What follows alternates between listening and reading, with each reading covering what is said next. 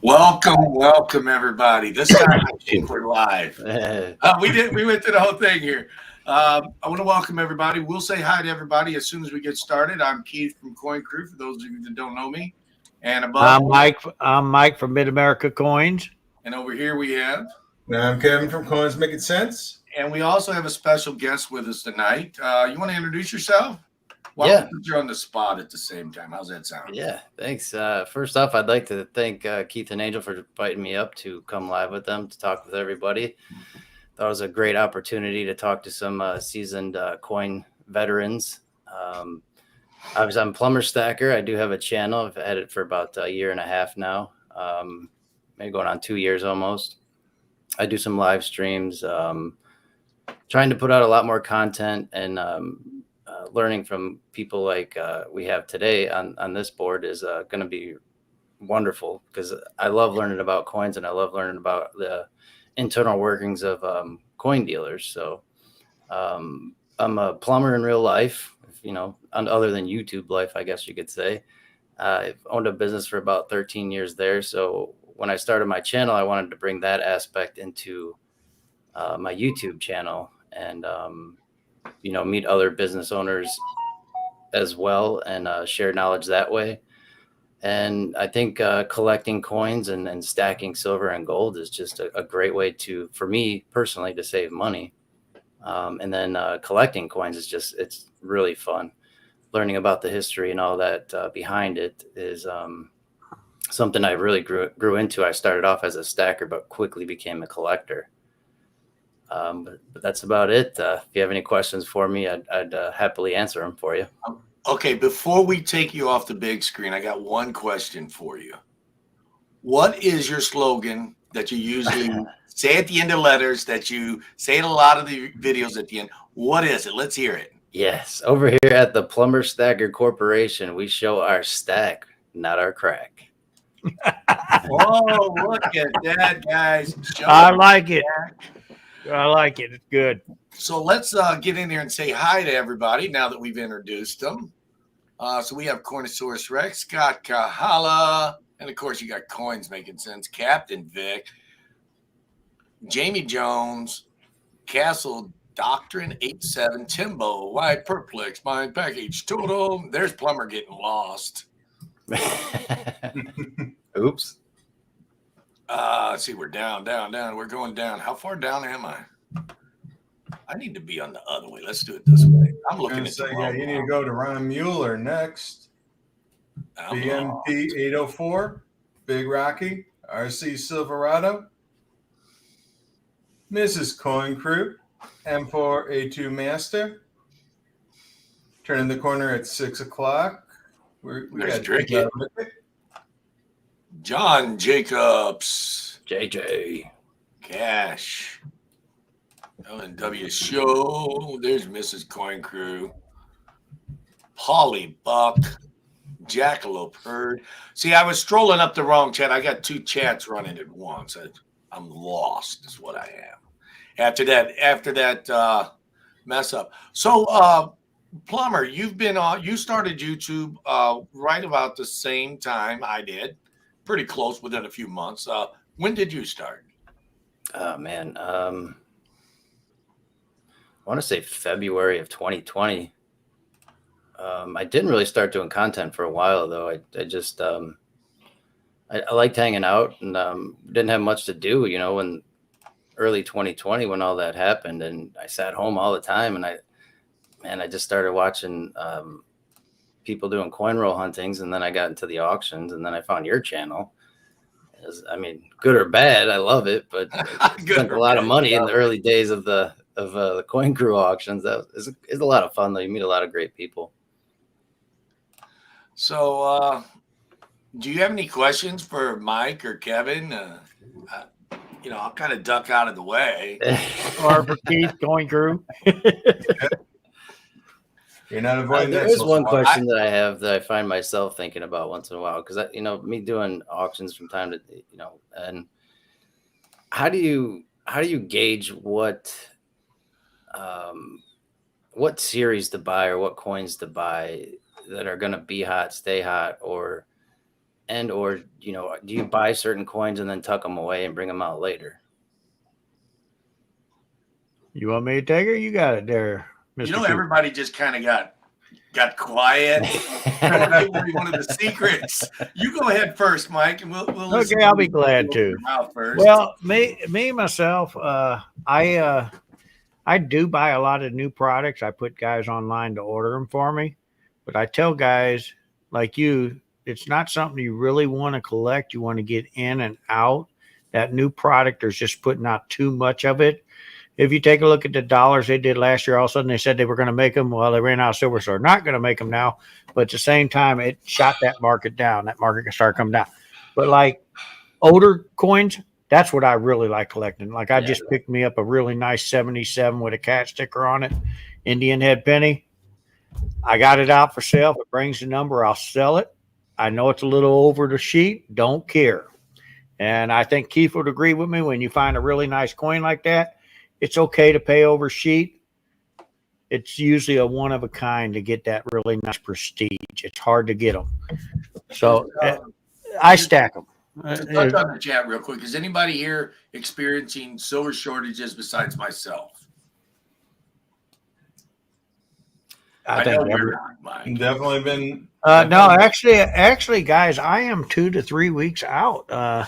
And I will tell you, but I won't say the numbers because of my little brother there, but I am paying up and over on 90% right now because I can't keep that. I am back ordered on pure silver. I just put an order in yesterday for 9,000 ounces, trying to get caught up. The bottom line is it's getting hard. It's getting hard. So yeah, I do feel that shortage. And yeah, I've been picking up as much 90% as I can over the table. It's been a tough pickup lately. This one is for you, Plumber. Do most plumbers specialize in stacking copper? I sure do. Yeah, I have I don't know if you want to call Not it just plumbers, electricians too. Yeah. I don't know if you want to call it a collection, but I do have a pretty big stack of copper that I'm just. My dad's retired, so he's been going through it and organizing everything. And he went to go take it in the other day. I'm like, no, you're not. Stop it. To sit there, I'm gonna pile it up some more. It's not big enough. Yeah, copper and brass. I got plenty of that. Do you? Bullion shops want 100-ounce bars of silver. What should be expected versus spot price? I know 100-ounce bars have a much lower premium than 1 ounce, 5 ounce, and 10-ounce bars. Not true. No, the wholesaler sells them for a lot cheaper. Not in the retail market right now. They're about $2 difference because there's a shortage. But the wholesalers will sell the 100-ounce for like buck and a half cheaper per ounce. But still, I'm not into 100 ounces myself. Yeah, at the local level, they're a little more difficult to move. Once again, not true. Okay, I'm going to tell you, I moved a few of them today, and this is the numbers. They're going $4 over, and I can't keep them at that. So, guys, Plumber Stacker here. We got his links down there. If you haven't checked them out, go check them out. We need to let you talk some more. You're just not talking enough. Yeah. Well, you asked a question, and it just rolled around. Yeah. I was going to chime in on that, the shortage thing. I was at the LCS that I shop at all the time, and somebody came in and wanted a tube of gold eagles, which obviously that probably doesn't happen too often to many people. I was shocked that guy came and asked for it, and he couldn't. He wanted 2 at first, and he couldn't fulfill that order. He said that he might be able to get 1. And I don't know what ultimately happened because I couldn't stay that long, but I know he's having trouble finding them. A full tube of them anyway. Just give me a call. Yeah, well, yeah. I mean, I can hook you guys up for sure. Absolutely. I'm a wholesale retailer. If you didn't know that, Plumber. Yeah, that's what I do. Gold, I'm okay on. It's about a week or 2 out on some of it. Mm-hmm. Maple Leafs especially, but Eagles, they're still around. So back to my original question. So mainly you're saying that the only things that you really stash away are older coins. No. I stack silver. Oh No, I yeah. mean stash I away. stack it like all. No, I don't really. I I stack don't stash. I don't even stash. You didn't hear me, I guess clearly. I put them out, and I put them out for a little more than what they really go for because I really don't care if I sell. But I'm not hiding them. I'm Mhm. putting them out there. If you want to pay my numbers, Oh, I then gotcha. Yeah. I don't really want to sell them. But there is a number that will sell everything, except for my wife's boxes. I know better than you to go near there. I know Kevin was going to say something to that. Yeah, I saw that video Oh, with yeah, you and Seeker. yeah, That I was was gonna pretty say- good. Yeah, you There can't is a mess with limit. the chart. So getting into me stacking, collecting, or whatever, what I prefer is I love a beautiful collectible type coin, any coin that's beautiful. But yes, I stack just a teeny bit of silver and gold, not a whole lot, but not as much as the guy down there. I had to throw him on the bottom because I had to have something higher. Oh, you mean Kevin? That's not about you. Get down there. But I stack collector coins. I stack silver. I stack gold. You have to have a variety. There's no doubt about it. And not to get off the subject, I know a lot of people are anti-stocks or anything, but that's part of my balanced portfolio for my retirement is having a few stocks in there too. But I only buy blue chip companies. I don't buy that gamble like Bitcoin. Because to me, Bitcoin, there's nothing there. If there's Hey, I got a little bit of money playing around that stuff. I don't, it's a place to make money, but it's not a place to put your money in and leave it sit. Is my opinion. Yeah, and if you said you seen Silver Stack or Silver Seeker's video, he got me on that, and I talked about it. And Yeah, that the was a good guys video. the guys that are not really stacking in it for the fast bucks, that's what they're doing. They're moving out of silver into there, back out of Bitcoin, all that, back into silver when it starts going. That's not a way to stack. That's not a way to secure your money because somewhere along the line, eventually you're getting bit and you just lost your money. Yeah. That's it. Physical is what I'd always love, really holding myself on to. So you guys don't mess with the gold and silver market on the actual The stock paper, market? the paper market. Oh no. That's too high of a risk. Yeah. Kevin, You're dealing with one company. They go bankrupt, your money's gone. Yeah. They don't even have to. Stocks don't have to fall. They just got to go bankrupt. Mm-hmm. Yeah. Now, Kevin, you it's your turn to touch on that subject. What do you collect or stack or whatnot? Well, I primarily stack silver, and I fully admit to everybody I'm in the silver leagues. I have a little bit of gold, but as far as stacking, I hold on to mostly collectible bullion as well as regular silver bullion. Beyond that, I'm mostly numismatic when it comes to what I collect. I am big on half dollars, I'm big on cents, and I'm big on proofs. But going back to Plummer's original question, how do you know what to auction off in these different auctions? Nobody knows. There's no magic formula. You watch what sells for you, you watch what sells for others, and you try to guesstimate the best that you can based off of what you're seeing and what the trends are. Excuse me. But unfortunately, there is no real answer to that one. Mm-hmm. Believe me, I wish. So if you guys have some questions in the chat for Plummer, go ahead and ask them. I think this question only pertains to Mike and myself. How often do you get guys bringing in sterling flatware to your shops? My shop almost never. What about you, Mike? Well, I'm going to tell you, it's few and far between, but I knock on wood. I got a call from another guy who could not buy it. Somebody had 5 sterling silver sets, and yes, Mid-America bought them. But look, it didn't come directly to me. It went to a pawn shop, and even then, the pawn shop was honest enough to tell them that, hey, I don't have enough money to buy this. I'm gonna send you over to a guy that I know could buy it. And yes, I did give him a little percentage for. I call it finder's fee. I do offer that to people if it's a good deal.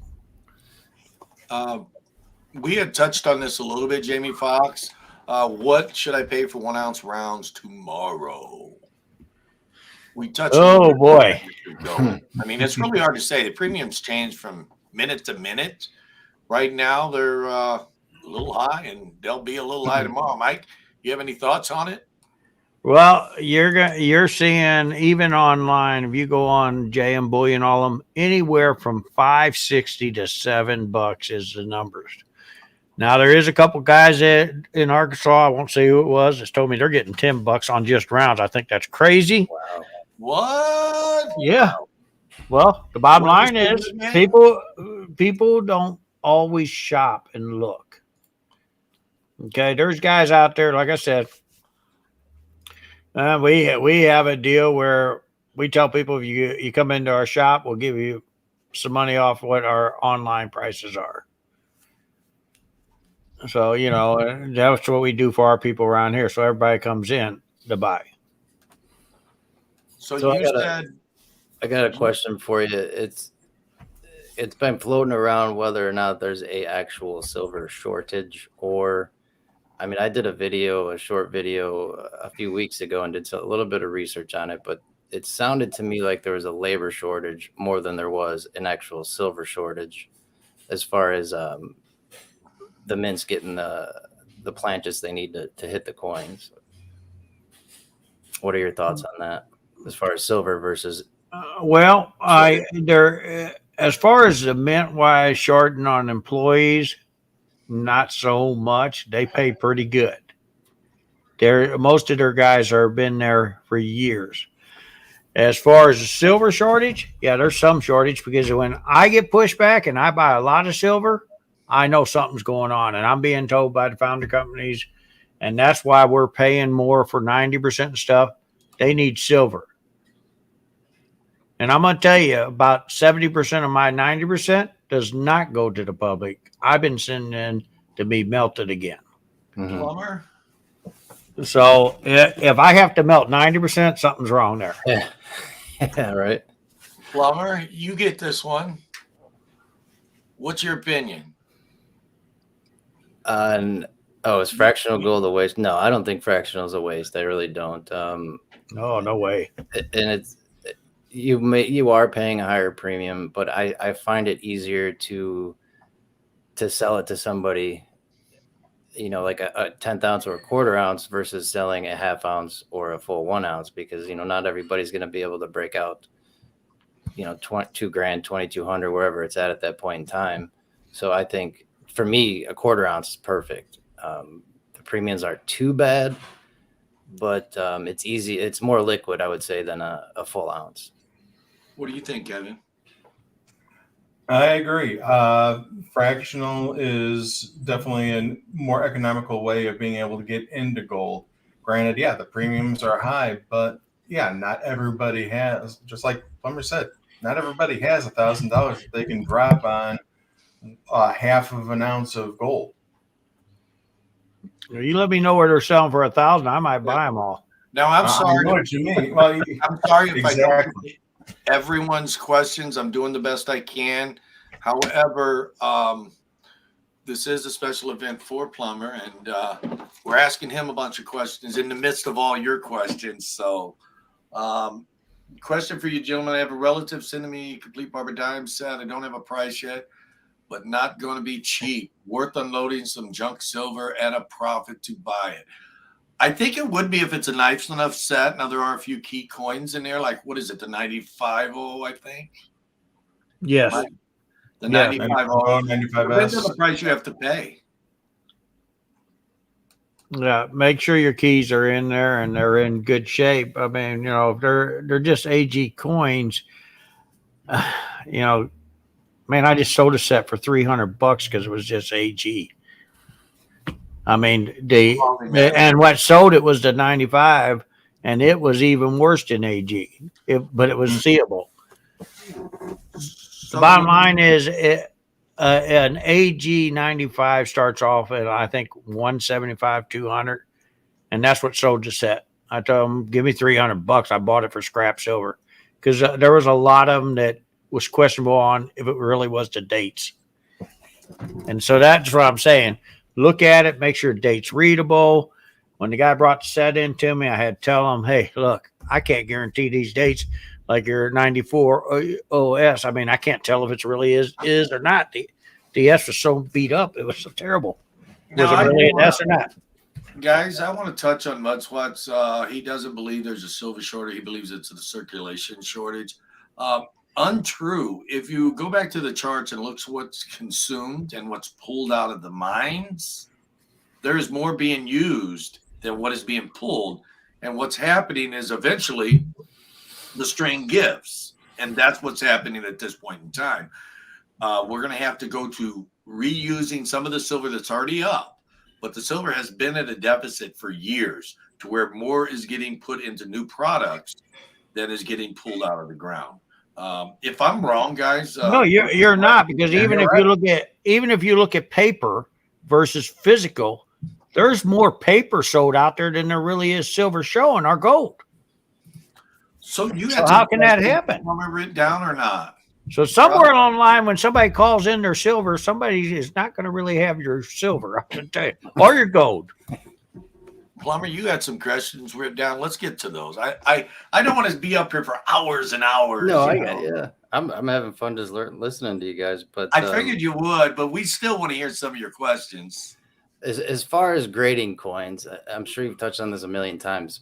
But how do you go about what you're going to send in? And do you think that that's gotten a little out of hand as far as people sending coins in that shouldn't be sent in, series that shouldn't have been sent in, and is that clogging things up and then compromising the actual grades that you're getting back? Because I mean, it could. I mean, it's obviously in the eye of the beholder, but there seems to be a lot more complaining about grades that they're getting back lately versus when I first started. The grades have been way off, way crazy right now, and they've raised their rates. And the bottom line is, I got an order out there right now that's been out there for 4 months. That's ridiculous. It's still setting an NGC showing schedule for grading. It ain't even in grading yet. And I've been on the horn with them. I'm trying to get them to move it a little quicker. I mean, because some of these coins are my customers, some of them are mine. We send in coins for people too here. And when did you see that the clog or the bad grading start? Oh, probably a little over a year ago.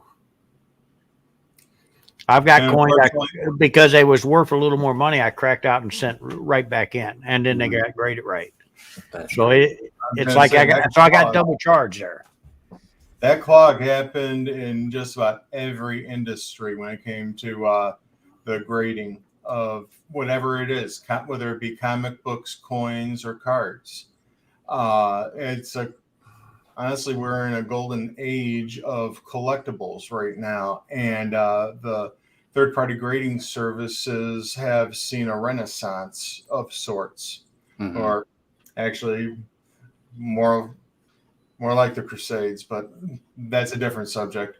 But pretty much, yeah, they're just so overwhelmed right now, and they're taking whatever help they can get, and it's been a mixed blessing.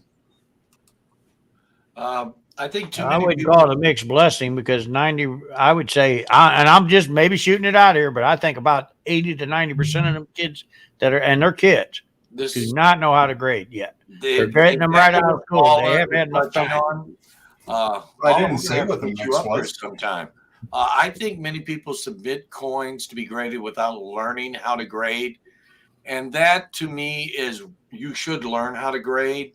However, I think it's a money grab. I think grading is a money grab to an extent.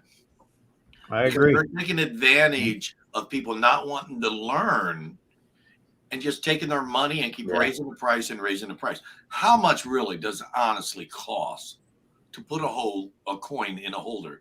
If it costs $1,000, or if it costs $100,000, or if it costs $50, it costs the same thing, but not to the graders. You have to pay a different price. Yes, you do. And that's wrong. I understand a different price on the shipping. And their excuses are, we have to hire a more qualified grader to grade that more expensive coin. So basically what they're telling us is, the graders that are grading the inexpensive coins are really not graders. They're not experienced. Why are they? I know they're not experienced. Why are they there grading? They should do something different with that. There shouldn't be tiers. It's just my thought. Yeah. But no, I don't like to send coins to grading, but I do it. Okay. And how do you, other than the look, is there a certain type of coin that you would send in for Well, sure that you the have? bottom or- line is with the price of grading anymore, if it's a $60, $70 coin, I would tell you don't waste your money. Just don't do it. I mean, because it's not going to bring you any more. Because now you got the grading fee in. Mhm. Unless you really think that coin is going to upgrade, if it comes back what you think it is, like it's, let's say it's a 6.3 Morgan, what are they going about 65, $70 today? Okay. Well, I could take a raw one and get the same money. Yeah. And I don't pay the grading fee. Yeah. Do you think that the additional grading everybody's sending in grades is driving up the prices on the actual coins? I think it is. Because, you know, some people just get upside down on a coin really quick if it doesn't come back anywhere near what they thought it would. Just to touch real quick, Mud Swat is quick. He did some research already on what we Mud talked Swat's about, and he come back and said we're using 800, but we're only mining 600 million a year. So thank you, Mud Swat, for doing that research for everybody in the chat. We appreciate it. Now where were we? I got sidetracked. I believe if he goes on farther, he'll find out they probably sold 800 or better in paper too. Yeah, but Frogman had a good one. He said that the third-party graders have way too much power over. Yes, they. Oh, Yeah. We were I talking agree. about coins being graded. I think it does affect the prices to an extent, because when you have a $2 coin or a 50-cent coin and you put it in a PCGS NGC holder, and now you can sell that coin for $10. Therefore, it's affected the price. Yeah, but how much did it cost you to put it in that holder? I don't know. Did you spend it bulk, or did you actually pay the $30? Yeah. That's the question. Here's the thing. I'm in the bulk program, and I'm gonna tell you, one company charges 14, the other company charges me 6. So guess where I send most of my coins to in the bulk program? Yeah.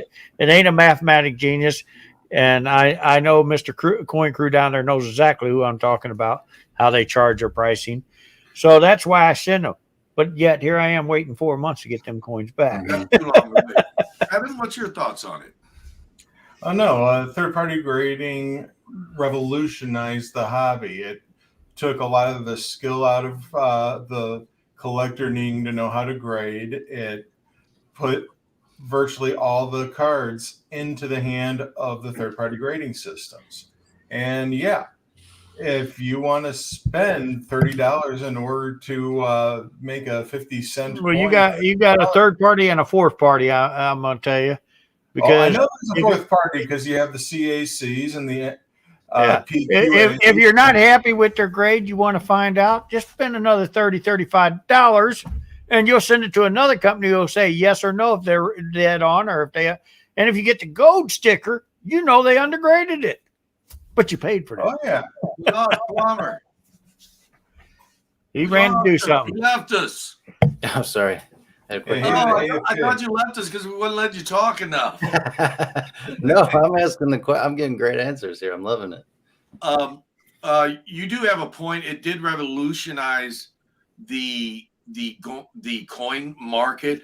However, I disagree with the point you said it revolutionized it for the collectors. A collector is going to learn how to grade irregardless whether they are submitting coins or not. I think what it did was revolutionize it for the investors. Well, yeah, The investors can get in it and not have to learn anything. and it ain't just young people. Most of the people that don't want to know how to grade, they're not going to buy a raw coin. They're going to buy a graded coin. They're not going to care if you tell them it's a 63 raw, and you could save them. I want that graded one. I'd rather pay the extra money. They don't want to know how to grade. They don't care to know how to grade. They know if it says that, and that's what they're led to believe, that is that great.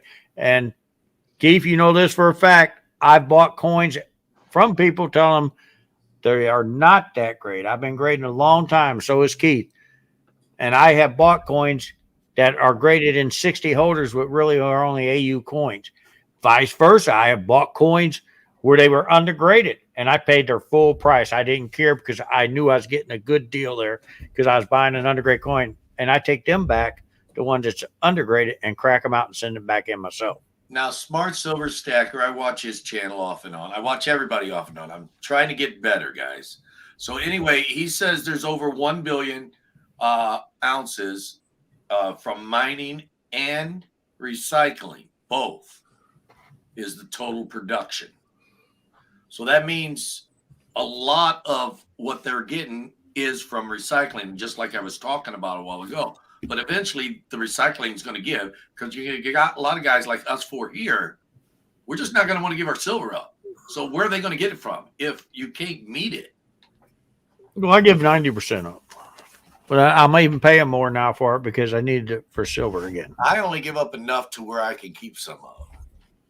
I buy and I sell. There was a comment earlier from Big Red to Plumber Stacker. It was way, way earlier, and I didn't get a chance. He was asking you about why you decided to start auctioning on your channel. Why did I decide? Really, in a nutshell, it was really watch hours to, and it was fun. You know, like it was an easy way for me to really meet people pretty quickly, I guess, if that makes sense. When I started, because I did start doing auctions pretty early on in my channel, and I think, yeah, I mean, definitely watch hours, because that's just like it seems like a huge mountain to climb, you know, to get to 1,001 and then to get your watch hours too. It's, you know, and I couldn't put out a lot of content, and I would have never thought that I would get, what is it, 3,000 hours or 4,000 hours that you need? Yeah, it's something outrageous for someone who's just starting and just doing videos. It seems like a mountain. Yeah. Yeah, it does seem like a mountain. I started with just live chats, and then they're like, "Hey, put something up for sale." I was like, "Well, you know, it's sitting here, so why not?" And then you did a lot of them. Yeah. And now you're starting to come back a little bit. I backed down a little bit. So how many followers you have now?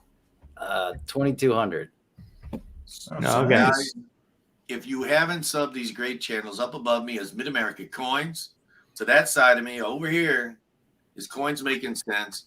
And I'll always be around. Help this guy over here, Plumber Stacker. Right, let's get him up there let's get him up there past Coin Crew. Let's go, guys. There you go. Get him up there past me. And right above you, there's Plumber Stacker. Look, I got moved because I said that. Did you see how quick he threw me to the side? I was keeping pace. I was trying to keep pace. Come on, to the other side. Hey, Plumber, while you're there, can you hold up that CC there? Yeah, you just got to kind of hold it there. Wrong hand. There you go. Well, there he goes. There he goes. Yeah, that's the burden of that square. You have to hold up the logo. Well, the only reason I don't go up there is because he don't want to hold his own CC up. When I do this, I try to, you know. As a matter of fact, I need to trade you guys. Trade who? What the heck? No, I got moved again. Musical screens. I'll just sign out. Hollywood Squares. Have you ever seen? I know that there's a 90% shortage. Have you ever seen this? There's a silver shortage period. Right, but it's in terms of 90%. You know, I've heard a lot of people saying it's getting really hard to get. I don't know for you guys. Yeah, because there's guys like me that's buying it and sends about 70% to the smelter so I can get pure silver. Nick has an interesting question. Why don't they have technology to grade coins? It can do everything else. Technology can do almost anything. I mean, we're getting to where we're driving cars and stuff. My opinion on that is when you're grading a coin, sometimes coins are graded on what they call a curve. If it has extra appeal, it might get an extra half point. Or if it has ugly appeal, it might get a less half point, which can be the difference of thousands of dollars. So that could be why. But I don't think they can detect cleaning or artificial color. Or they could. Or maybe the cleaning and artificial color, if it's toned, they'll call it artificial color. But I don't see technology being able to fit automated grading. I just don't see it. I think maybe they actually have developed it and they're suppressing it. Kind of like a water-driven car, right? Yeah, Yeah. I've seen that Look too. how Who long it knows? took The their two main grading companies might have that secret and they don't want to pass it on. Yeah, But because Vertical makes a good point though. I know that there are a lot of people have been trying to crack that. I know there was mintstatecoins.org or something like that. They were actually doing a project where they were trying to teach an AI to grade Morgans, but they fell off the map somewhere. I haven't heard a thing from them in about a year now. And you have to wonder if somebody from collectibles.org or Collectors Universe might have headed that way. You never know. You never know.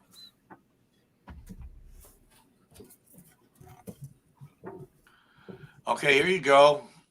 B-Dub says, what bathroom would the Morgan chick use in today's society? Very important question.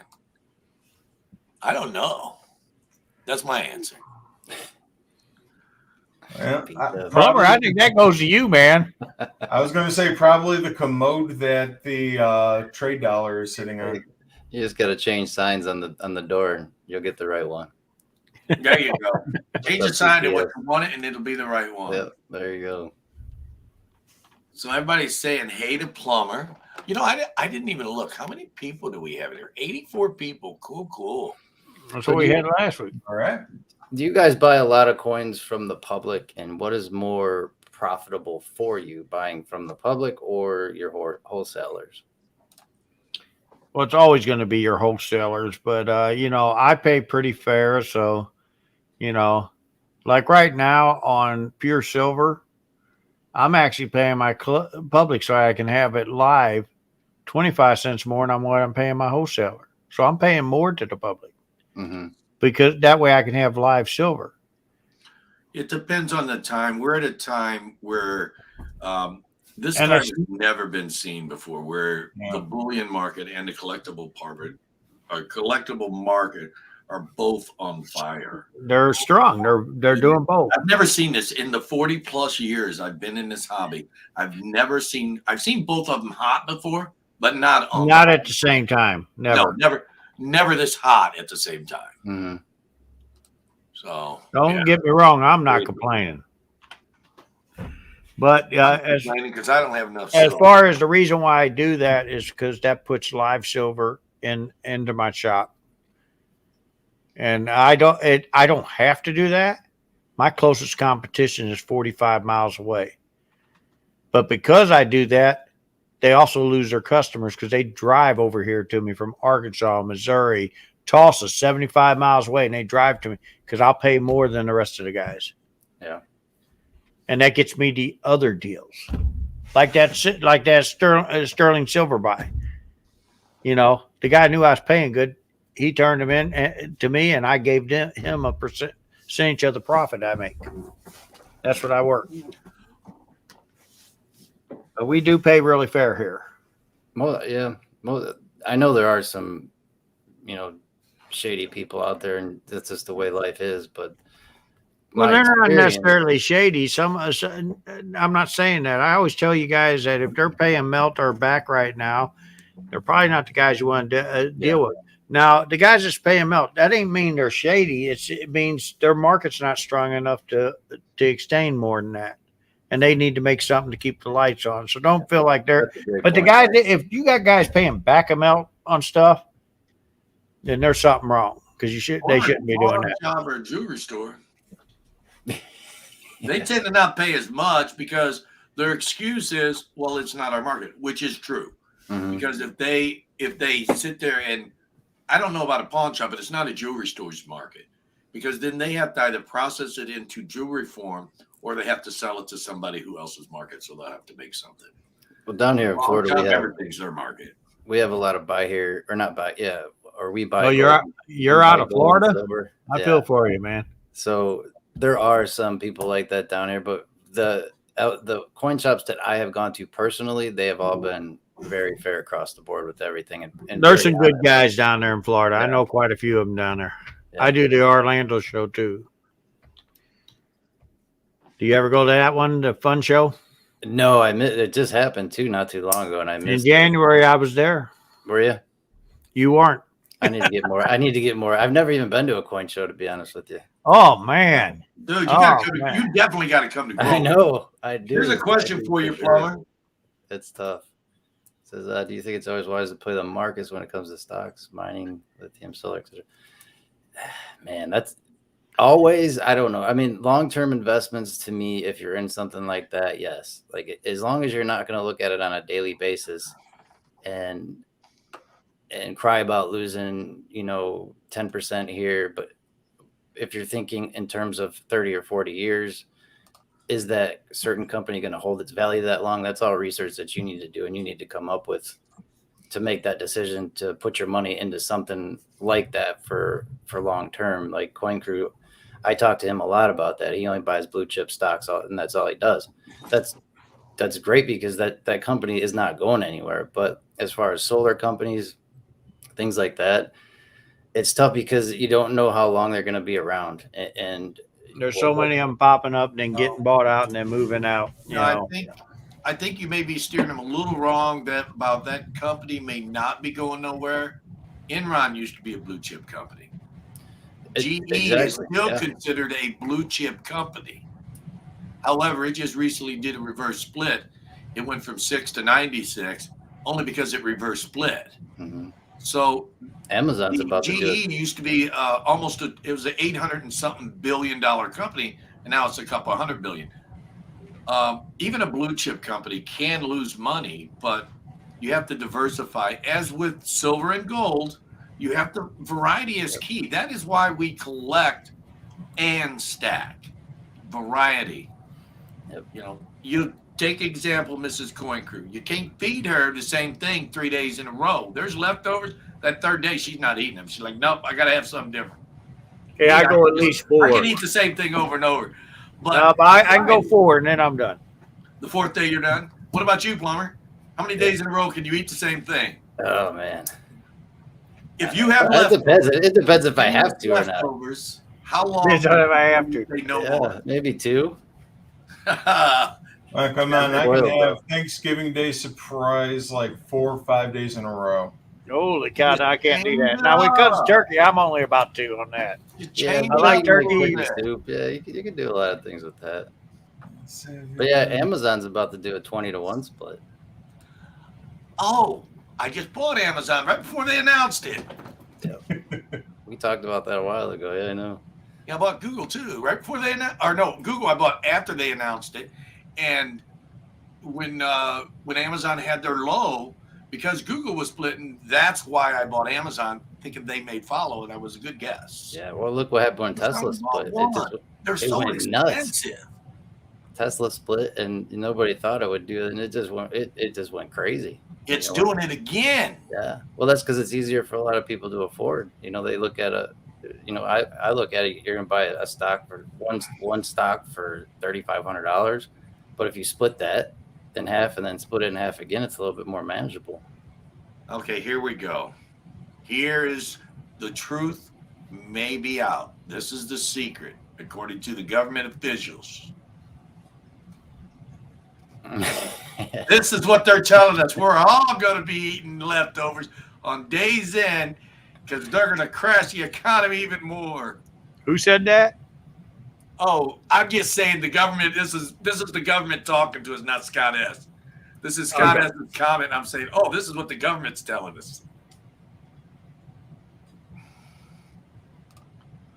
How will the gold-backed ruble affect precious metal spot price on Friday?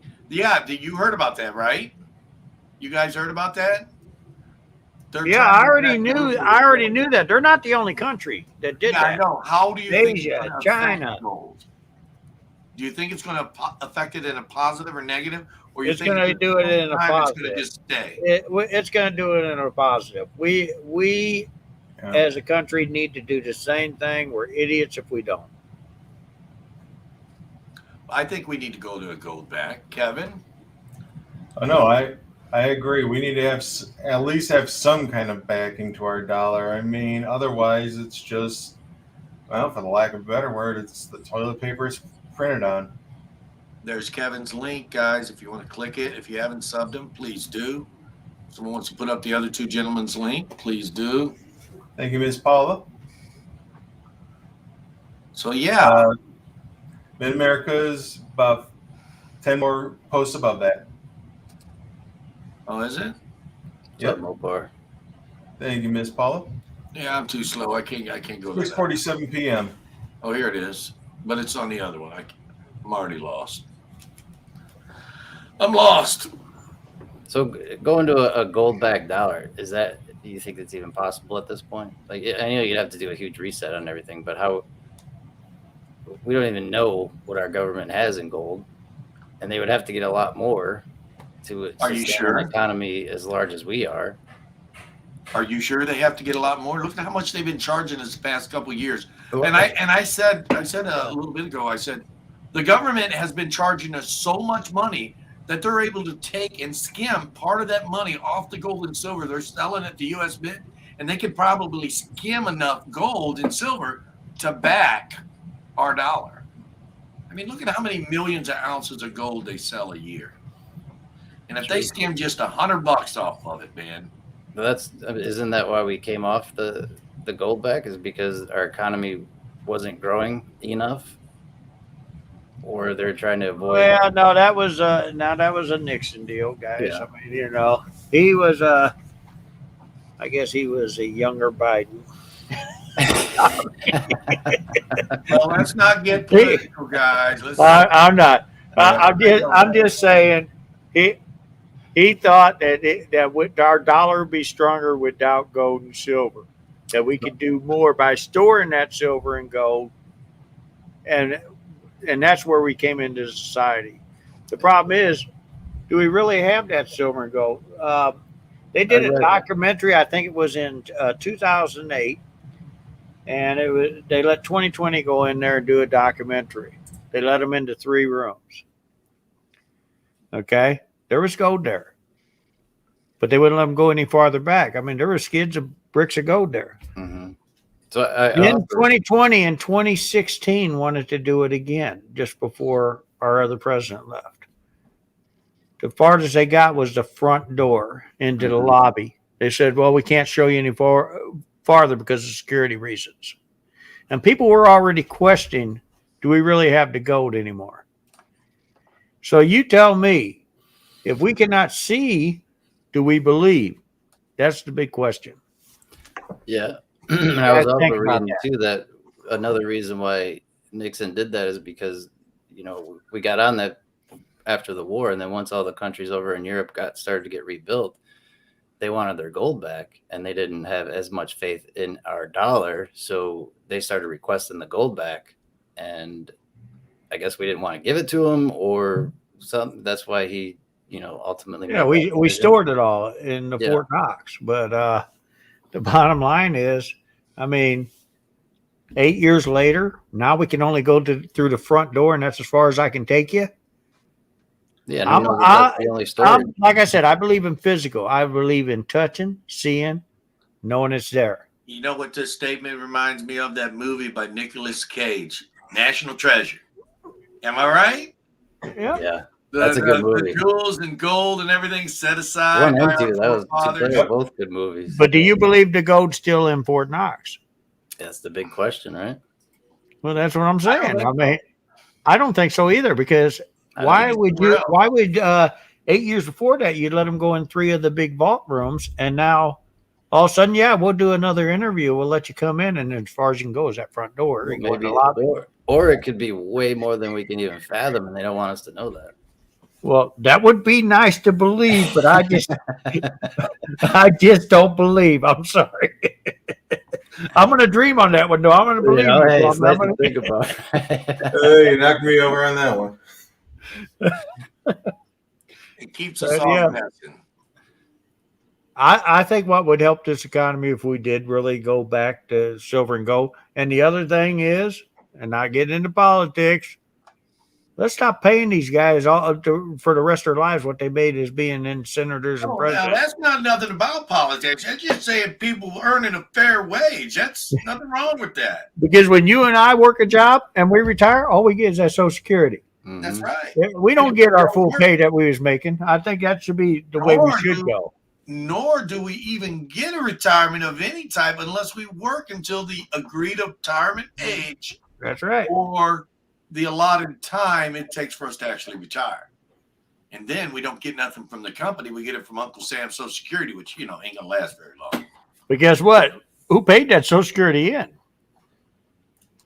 You paid it in, but they paid it out as soon as they got it. This would be for you, Plumber, because I think you've done this, haven't you, or not? No, I haven't. No, I almost did once, but I didn't want to get rid of my Bitcoins. I just paid for it. Mike? What's that? Have you ever used Bitcoin to buy precious metals? No, I would never do that. I don't even have any imaginary numbers. The only imaginary number I have is the square root of -1. Oops, wrong one. I was trying to get this. I told you before, what I did was I put my money in, let it build up, get my money out, and now I play with their air, not mine. Yep. That is the best investment you can do when you're playing with cryptocurrency. Because it does go up a little bit, but guys, it comes back down even faster. So that's why I do that. And I'm doing good. I mean, because I have nothing in none of mine anymore. I mean, so when I'm ready, it's when I'll be okay. Stacking silver and gold was probably the best thing I ever did. Is I don't waste money anymore because I wanna buy some more silver. I want to buy a piece of gold instead of going out buying random stuff all the time. So once you start doing it, you just keep doing it. Yeah. There's no it's doubt so about much. it.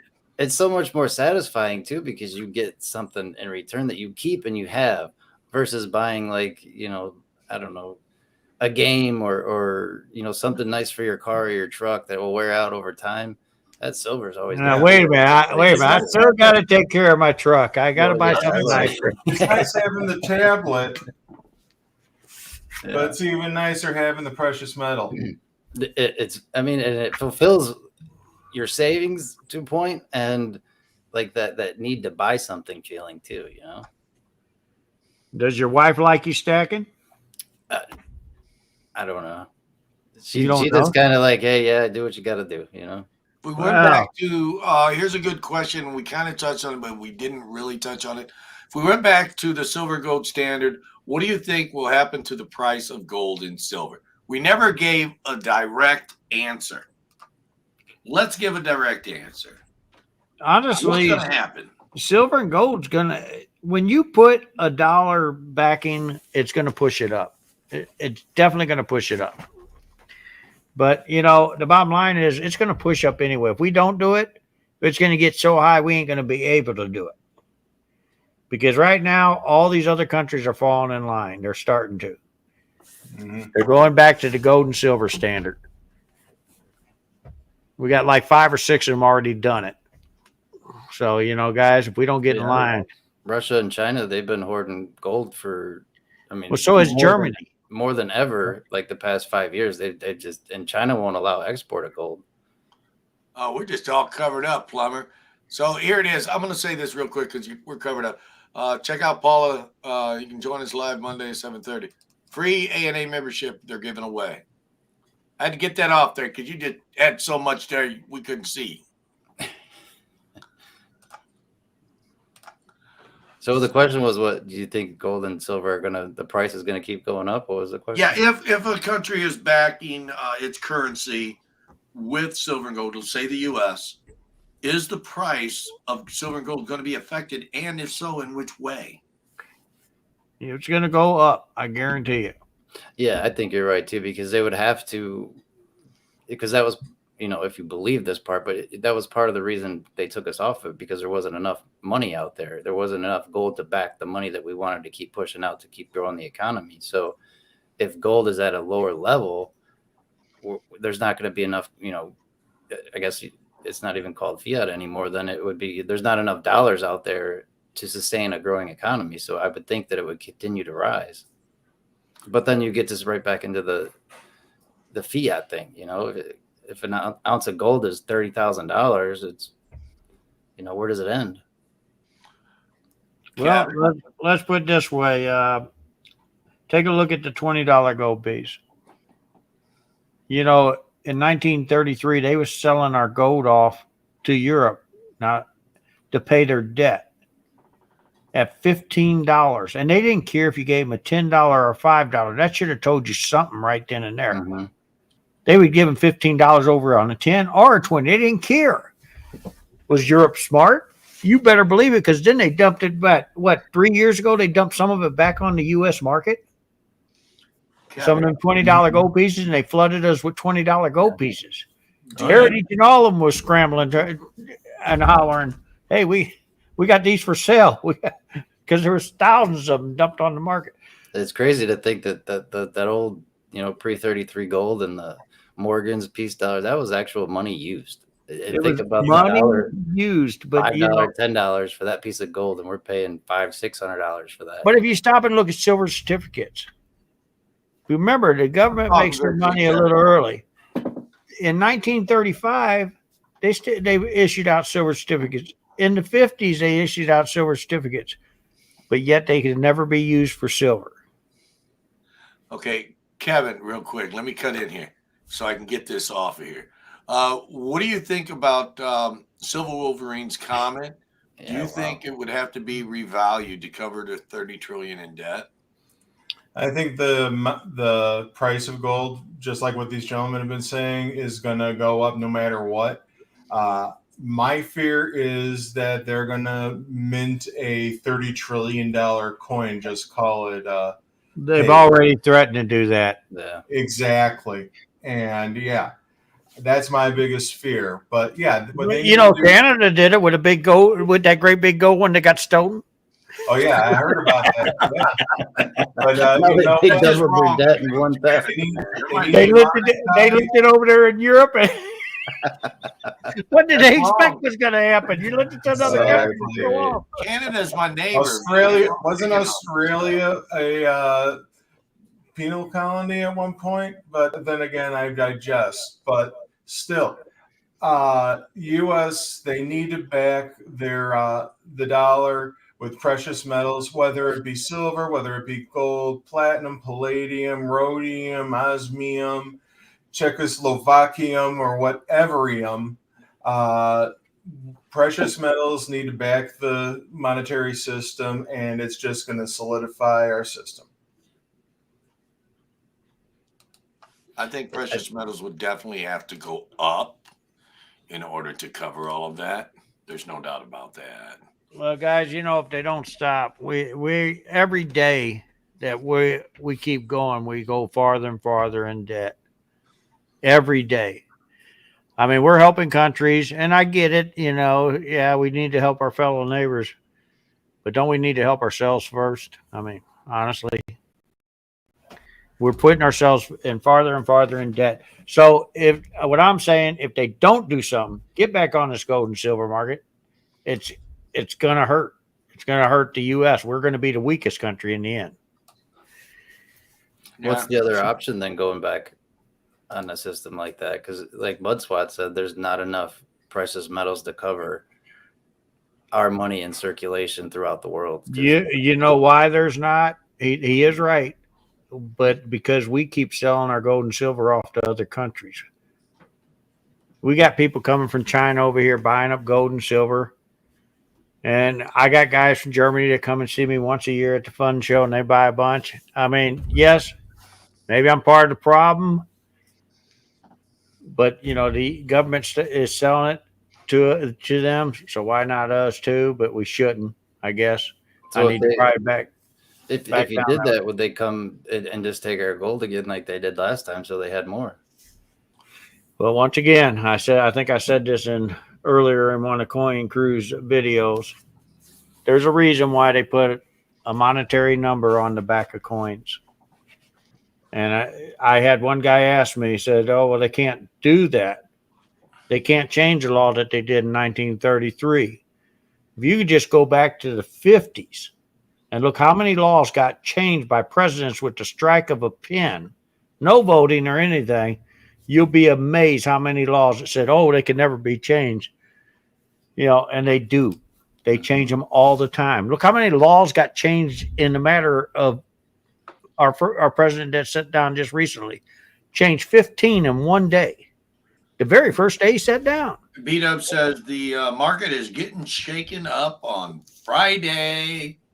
He said that once more. Vertical Stagger says, Beat Up, tell us why. I believe what the reason why is because of Russia attempting to back their ruble with gold. Ruby. They've already done it. They ain't attempting nothing. Well, there's something happening. They ain't trying nothing. But yeah, there is, and I talked to you guys about.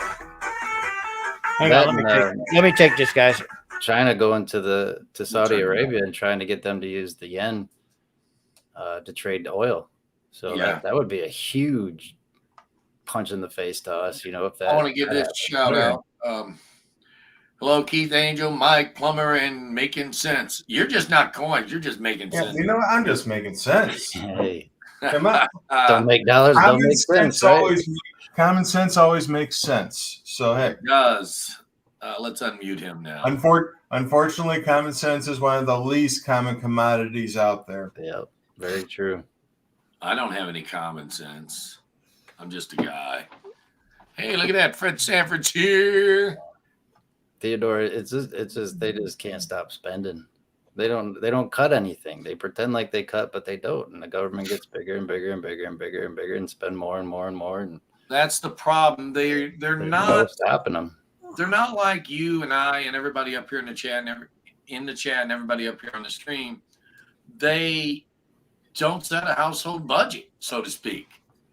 They just say, "Oh, well, we'll just print more money. Oh, ooh, wow, we can buy that." That's the same problem I said is the biggest problem started back in 55. Does anybody know what that big problem has escalated into today? Go ahead. It was a restaurant. It was with a restaurant. It was a restaurant credit card. It was the Diners Club. The biggest problem today is credit. Because why pay for today what we can do what the government does and pay for it with tomorrow's money? And that has caused such a big problem. When I was a kid, we wasn't well off. If we didn't have cash for something, we didn't buy it. Today, if you don't have cash, charge it. I'll pay you tomorrow. Do you have a credit card in your wallet, sir? I have a credit card that has a zero balance. That's where I keep mine too. But we have it. We use it because some of the credit card companies pay us 5%. Well, a lot of people, just like Aspired Alchemist said earlier, this guy is coming out of Costco with this big fancy TV. Maybe he could afford it in cash. Maybe he can't. But there's a lot of people that go out and spend that money. And that is one of the biggest inflation drivers there is people. It's not really, I don't agree 100% with that. It's not really the credit card thing. It's okay because I use it, but I pay it off like you do. Yeah. It's the people that take it and they know they can't afford it. And even the credit card companies, they give them a high risk card. They know they're going to fail. They go and do that. And then all of a sudden what happens? They go back to government. Oh, well, we lost this much money. We're going to use this for a tax write-off. We're going to get paid back. Oh, no. Like JP Morgan did. They helped them out when they got in trouble. Better. They're too large of a bank. If you fail on your credit card and you keep paying them and you're failing, they'll increase your limit. Yeah. So you could owe them even more interest. I didn't know that. Okay. We're a debt-based economy. That's right. If they don't keep creating new debt, our economy will become stagnant because that's just the way it's designed. And we want they create more money off of us borrowing money, so they just create money out of thin air. When you go get your bank loan, no, they just create that money. Yeah, now there's additional money into the system. Yeah, debit card's a little different than a credit card. It's doubled up. Yeah, that's what I use my credit card as, a cash back card. That's what I use it for. No, but they'll see you. It's like if you're attempting to pay and you keep paying, even if you're miss a little here and there, they'll increase your limit just so you can pay them more interest. Just like the government. They know they need a little bit more money, so they'll just print some more money so they can keep spending more money. It's crazy, man. It's a vicious cycle. I think we're past an hour, man. I was gonna say anything else, Plummer? No, time flies when you're having fun. Yeah, it does. I hope a great conversation. I loved it. Yeah. I hope I didn't. We're definitely going to have to do this again. I hope I didn't hog the chat too much, guys. No, You did, man. You did it again. I probably did. Yeah. So, guys, I want to thank everybody in the Plumber, chat. see, you didn't have to do a straight 10 minutes. You had to do it in partials. yeah, that's better that way. I want to thank everybody for coming. If we didn't get to your questions, leave a comment in the video, and we'll try to answer it, or whatever. However you want to get a hold of me. And again, I apologize for all the questions I missed. If we missed them this week, we'll get to them another time. Next Wednesday is a coin roll hunt, but we do have a special with Big Red on Monday. So, guys, who wants to sign off first? I'll go on ahead first. All righty, sir. All right. I'm ready to go another hour. Oh, You want to go in? I don't That know. was a good conversation. I'll give you that. Do we want to keep going? I mean, it doesn't matter to me. What's the chat? What do you guys want? I don't care. I just have to get some more coffee, and I'm good to go. What about you? What about you guys up there? Are you having fun? I don't know, man. I don't know. What are they saying over there? Another hour. Yeah, another hour. Good night, everybody. Keep going, keep going, keep going. Why? You have 80 people here. Why leave? Okay. 80 people want to leave? They want to all leave? Really? 1 hour combos are too short, says Jackalope Bird Miss. If you guys are up to go to 8, we can go till 8. Well, you know what? We missed the first 5 minutes because So we got to make it up to them. difficulties. So I mean, hey, why not? We got to make it up to you guys. I'm in. Sorry, honey. I'll be home for dinner a little bit later. We got to make it up to them. I'm sure my wife's in the chat watching this. Oh, I'm Sorry, sure Shar. my wife is too. So yeah, it sounds like a lot of people want us to keep going. We're gonna So keep let's going. keep All right, going. I'm gonna go grab a refill. I'll be right back. All right, I'm going to grab me some water real quick. Okay, He's Kevin. getting coffee. I'm getting water. I'll be right back. And then All when they right. get Well, back, I guess we'll I'm do not what we doing my gotta do. clothes. So, I guess I'm guys, not we're doing my here. clothes. Go get your coffee. It's only 5:10 here, says Vertical Stacker. Man, that's Keep early going. yet. My local jeweler is cheaper on precious metal than online dealers. Sometimes that is the case because they want to move it. They don't necessarily want to hide it. They don't want to hold it, rather.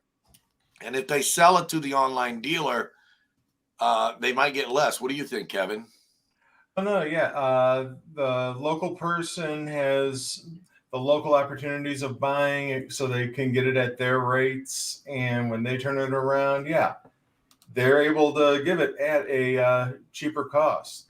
The online dealers, they have some exorbitant rates at times. Oh, there it is. That's the one I was looking for. Yeah, they do sometimes. I mean, in Europe, we'll either buy rubles from Putin in gold, put the other.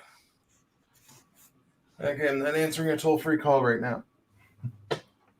More demand on rubles. Yeah, if they're backed by gold, yeah, there's going to be more demand. Yeah.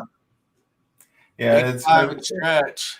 going to be a domino effect because, yeah, if you're not playing that game, then you're just heading for a formula for disaster. Thank you, Paula. Appreciate you Thank you, coming Miss in. Paula. Good seeing you. Looks like he got permission from the boss. What's that? You got permission from the boss. Oh, yeah? What'd she say? No problem. Who got permission, me or him? Him. Well, Yeah, thank that's you, what dear. Wife said right there. No, Now, I heard something about online dealers. What are you guys talking about that? I we were missed that. talking about a jewelry store. Someone said they buy cheaper from a jewelry store than they do their than they can an online dealer. Wow, I'm losing my touch here. Wow. That's pretty good. Well, yeah. Well, look at the premiums. You said Amex is how much over? They're up there. They're about $5 and something, How $5.70 much or do $8. you sell over? Huh? How much over do you sell for? On retail, Mm-hmm. about 20 cents less than now. I Because guess what? Now wait a minute. Before that, before they talked to me this weekend, it was almost $2 more than me. I am cheaper than any dealer online. I guarantee it. You show me a dealer selling cheaper than me, I can beat them. Okay. I'm gonna go grab another water. I'll be My right wife back. is going to call an order in to you.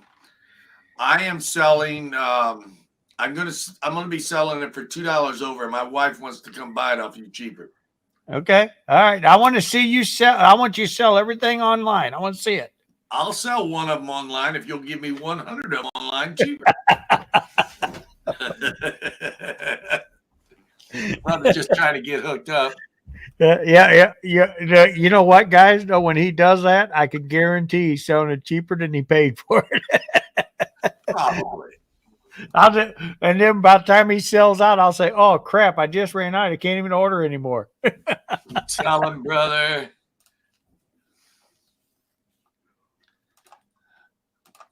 They're not going down.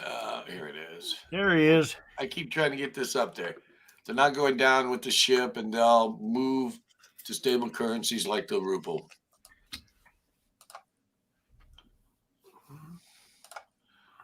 Okay.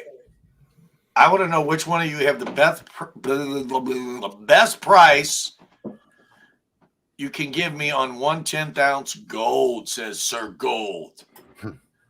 $500. Okay, I'm not the best. Gold ones. 600. $600. Yeah, we all just do our thing, man. But if you want the best price, you just got to give us all a call individually. It's not something we would shout out Over the line. Yeah, over the internet. that's right. We ain't gonna shout that out. The price is right there and right then when you're calling. It can change from minute to minute. But yeah, the best price is anything is value. But I guarantee you it'll be a 10th ounce gold price. That is my price, the 10th ounce gold price.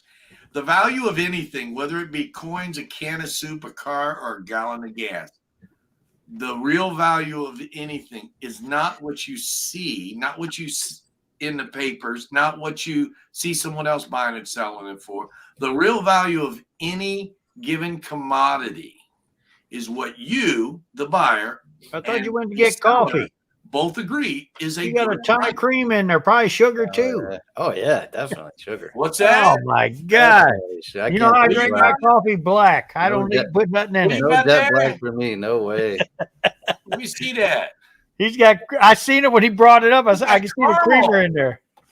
He's drinking caramel. That's what it looks like. No, but seriously, the value of anything is the agreement between. Got to give you a hard time there, Paul. Because you can have two things exactly the same, and two different people, set A and two people set B, they don't both agree that it's a good value, even though it's the same price. So it just depends on the circumstance. I think Mud Swat's got a question up there for you guys. Oh, I missed him. Best things to buy depending on the mint and what they make. Examples: the W quarters are super rare and a great thing to have. I don't know. I know a guy in Portland's got all kinds of them. They can't be that rare. They have a lot of them. The problem is the W quarters, the mint messed up the distribution on those. They didn't put them out in circulation without telling everybody way in advance. So therefore, they all got scarfed up and none got circulated. They are going to befall the same fate as the 1950D nickel, the same fate as the S Mint uncirculated quarters. They are going to be rare, but they're not going to be ultra rare. When I say rare, a P&D quarter is worth uncirculated 50 cents to $1. They're going to maintain a value above that, but you're not going to see a value in the hundreds for an MS65. There's no way. It's going to have to be a 67 or better to be worth a couple of hundred. But again, stating that, they messed up. There's no doubt about it. So do you think with the new Morgans they put out, and then the attempted this year, which will be next year, do you think that brought in any new Morgan collectors, or do you just think it was just a money grab, or do you just think it was? I think it was an insult to Morgan, but it was definitely an insult, and you hit it the second round. It was a money grab. I mean, the U.S. Mint, it was a money grab. Yes. Well, not just for them. There was a few companies that got to grab up a bunch of them. Yeah. And they put them on stupid money. The thing is, as people were seeing, like when coming into my shop or anywhere, peas, I'm not going to pay you more than what I can buy them for. I can order them in for $90 a piece. Some of them I can order in for $100 a piece. I got big dealers calling wanting to dump a bunch of them. Problem is, I don't want them. I think Keith was at St. Charles when one of the guys tried to sell me 1,200 of them. Jesus. And I said no. Well, they look for the guys that can afford to buy them, and I am one of them guys that I could have bought them. I could have spent the money, spent $12,000, but why? Yeah, they're not worth it. I bought a set just because it is a Morgan, but I wasn't excited about it, and when I saw them, it was like they could have done so much better if they'd put some effort into it. Fire up one of the old mints. Go get one of those old machines and print off just a small run of them or something. They just had to not do that bloody satin finish. Where they got the idea for the satin finish is beyond me. All they had to do was have just a little bit of original luster on them. I mean, they've proven that they can do luster on 999 fine silver coins. We've seen it before. The U.S. Mint, they do these mints. I've always said they should have done them different. I don't know about, maybe they should have just put a W on the mint sets and called it good or something. Put some privy on there. But I think they should have done something different besides the satin finish. Here's Gold Spot, guys. Well, they did the privy with the Carson City, right? That was the mint mark was actually. I'm talking a regular USPD mint set. Okay, they should have distinguished them from coins in circulation. So when a mint set got broke up and it went out into circulation, it would still maintain some type of value. Because when you break up a mint set, he's off by 70 cents. It went up another 70 cents. I'm looking at it right now. I was going to say it's just a matter of a snapshot in time, man. There you go, Plumber. Yeah, right. That's my question, maybe. Yeah, it says it's your question. Yeah, you lost me I said you lost me at math. Oh, lost you at math? If you melt 8 grams ring, 10 carats, how much gold would you get out of it? 41% of 8 grams. So you'd get 3.1 grams. You'd get 1/10 ounce pure gold. Okay. Yeah, that's boom. Exactly. Chakalaka. There you go. At or about. I didn't use a calculator. I just did that in my head. I could be wrong. Toglios look better. You lost me in math. Mixonet's in the house. What's up, Mix? And I want to trade you a 8-carat gold ring for a 10th ounce, sir. 3.1 grams is a 10th ounce. They're saying 2 to 2.5 grams. So if you take 41.7% of 8 grams, you're saying that ring's plumb. It's anywhere from 35 to 41. That is true. So that would be 2.5 to 3.1 grams. Not 2. Now you're talking. But I was going to trade you one anyway for a 10th ounce. 2 to that's the way I work. There's no way it could be that low in purity. That's only 25%. 2 is 25%. They're saying it's 25 to 30% pure, roughly. Who said that? Right here.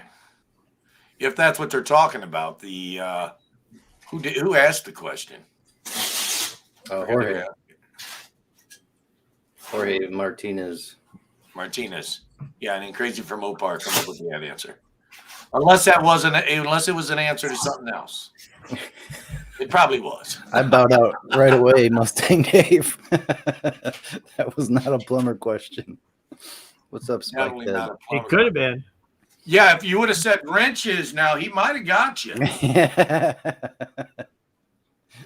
Yeah. He might have got you. So I do have one question left that I didn't get to. Let's Go get ahead. to it. Fire away. Private collection. So I know a lot of dealers, they'll go out and assess a collection. Do you find it hard to actually land that collection because of sentimental value, or what are your challenges when you're going out to buy somebody's entire collection they built up for their whole life? Who wants it first? That is really a tricky question because they do have the sentimental attachment, but they also have the detachment of they need money. So it depends a lot on how bad they need the money, but you have to really handle that with a real soft, approach, because if you're too firm, you're not going to get the collection. If you're too low, you're not going to get the collection. You got to deal with them like they're your friend, they're your family, because they've just went through a hard time, and they have sentimental attachment to this. So you work with them and you try to say, well, here we can possibly maybe save this for you.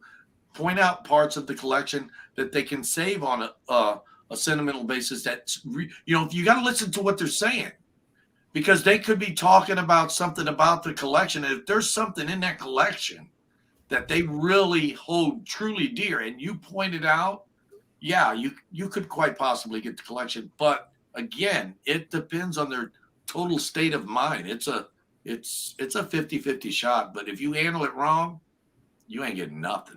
Yeah. You have to feel them. You have to feel for them. And you have to be sincere, because people can tell if you're not real. Nobody likes seeing people having to sell something because they lost a loved one. Yeah.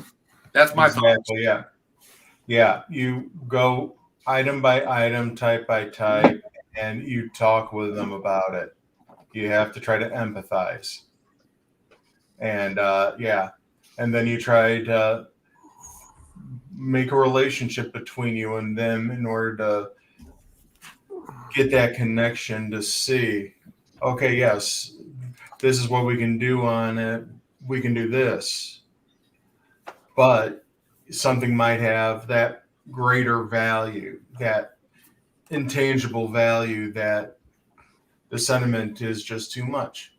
So, yeah. Yeah, me, I usually the first thing I do is when I come into a room where I know it's a collection, I'm usually very fair and honest, and a lot of people like that. I've probably in my years being back in Oklahoma, I might have lost one or two collections. When I walk into a room, the first thing I do is I assess, I look. And if I see a lot of stuff that's been bought off TV or one of the major companies that I know they charge them too much, I'm honest with them. I straight out tell them, look, I don't want to waste my time or your time. Some of this stuff you paid way too much. I mean, you bought it, and I tell them what company they bought it from. They're very amazed. I know without even looking at I could see the packaging. I don't need to see the name because I've been doing it a long time. And Keith was right on one thing. They might tell you, well, this my father bought when I was a little kid. I was with him. Okay, they gave you a key right there. That means that's something kind of valuable with them. And so that at that point, you take that piece aside and say, hey, look, this is what it's really worth. But I suggest maybe hanging on to it since it's got so much sentimental value. 99% of the time you do that, they think about it. They say, okay, let's put this aside. I want to sell everything else to you. Mm-hmm. And I wind up buying the collection. In the end, they think, well, my dad really wanted me to have the money. That's what he always told me this. I usually winding up with the whole deal. I get that other coin, but I was honest with them. Or sometimes I don't. They just go ahead. I bought a collection from a preacher and three other brothers 6-7 months ago, and he told me, he said, my one brother would like to keep one set of them proof golds. Would you be offended? We want to sell everything to you if we kept that. Well, no, I mean, it's your stuff until you sell it to me. And I didn't feel like they had to say that, but he did. And he thought he was going to offend me because they wanted to sell the whole deal to me. But I was fair and honest with them right off the bat. They knew what they had. Teacher says he always wondered why we didn't write down, why a collector doesn't write down the collection so a relative knows what the coins are. And that gets back to the grading aspect, I believe. Knowing what the coins are, but as far as the prices, they're relative. They are. Kevin, what do you think? I don't know. I agree. It's been said. Yeah, people don't write it down because they always think that they have the time, or they don't want to be judgmental about what they're saying that they have, and it's very subjective. That is part of why Mixonet says I write everything down. Price is subjective. I don't think it's important to write the price down. I think it's important to write down what it is. Give them the opportunity to do a little bit of legwork. And okay, this is what give them instructions. You should know what a price of 1 ounce of silver or 1 ounce of gold is. This is 1 ounce of gold. This is, that's a little bit of direction. But if you try giving them prices and everything, you have something that's worth $1,000 when you bought it, and they can only get $500. They're not selling it. But if you have something worth $1, that's worth $500 or $1,000 when they go to sell it, and you only paid $1 for it, they could get taken and only sell it for $2 or $3. You have to give them the food, you have to give them the. You got to feed them. You got to feed them. But you got to give them the food, but you don't feed them. That's how you would say it. It's kind of like leading a horse to water, but you can't make it drink.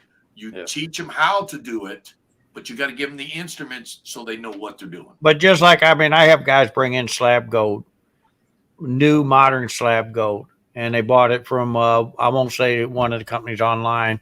They paid $3,000 or $4,000 for it. And I got to tell them, hey, I'll pay you $75, $100 over milk, because that's all it is.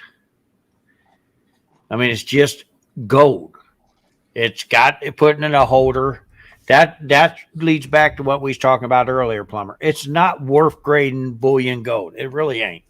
Because if you bring it back to bullion dealers like me, they're not collectible. Yeah. But these companies get these young guys on the phone a lot of time. And like that deal I told you I bought from the preacher, his dad, they had to cut him off because the company got him, as I call a sucker, and they kept calling him, oh, you need this. This was going great. He bought a reverse proof Buffalo. We all know they go around $2,500 to $2,800. He paid $7,200 for it. Another one he paid $65. Oh man, It's called fast talking. And then you got to be the bad guy to tell this family. Yeah. And here's the other thing. When I get stuff like that, if they haven't got another or one or two, I tell them go get another appraisal. Bring it back to me.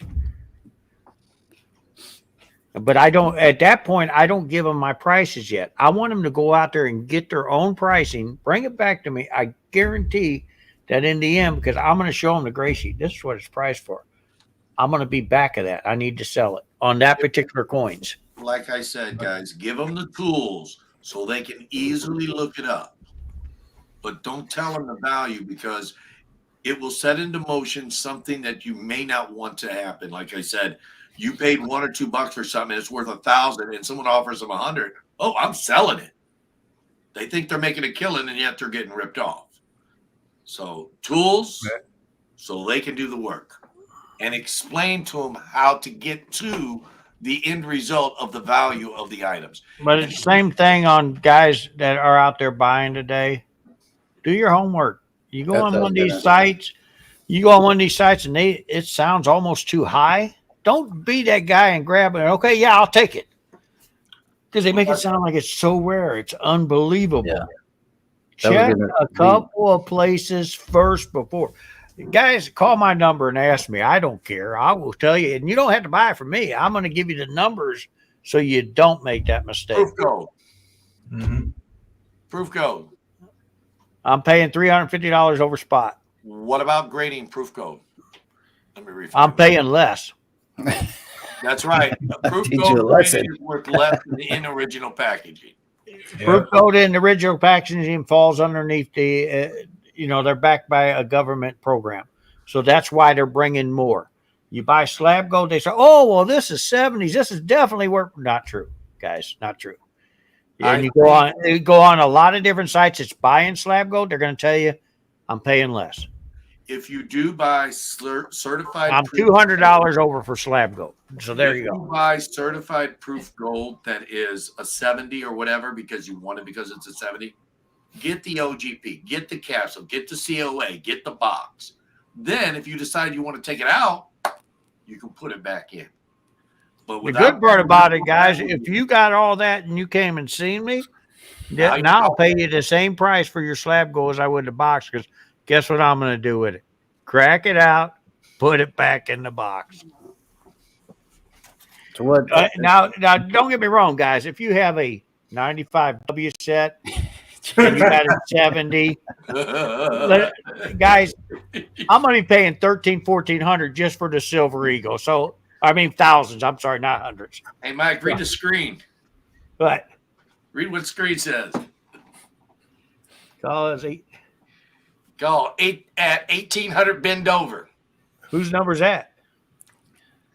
It's an 800 number. Whoever sold the $7,800 Buffalo. Well, the bottom line is, guys, there's a few sites out there like that.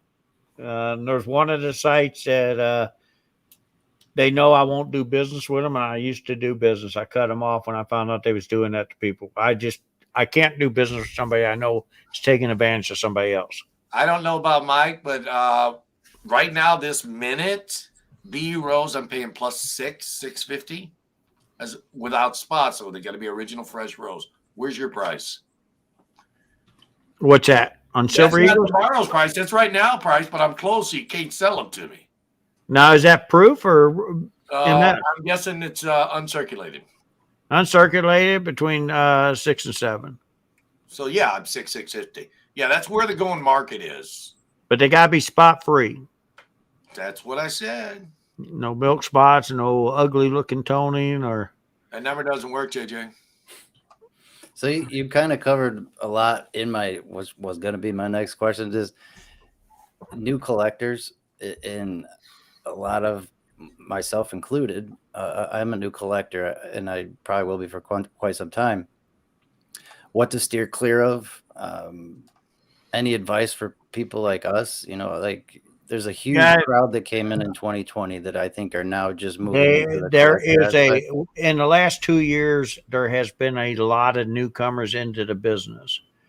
Guys, once again, I'm telling you, if you're not sure, and I got guys calling me all the time, and I don't mind answering the questions. They go in their shop, they feel like they're not getting the best deal. They step out. I don't care if you buy from me, okay? I'm not here trying to sell you something, but what I am telling you is if it does sound too high, call somebody, even if it ain't me. Make sure, check 2 or 3 different places. Or I might tell you, wow, he's giving you that deal? Get your butt back in there and grab that. That's a crazy deal. And I have done that.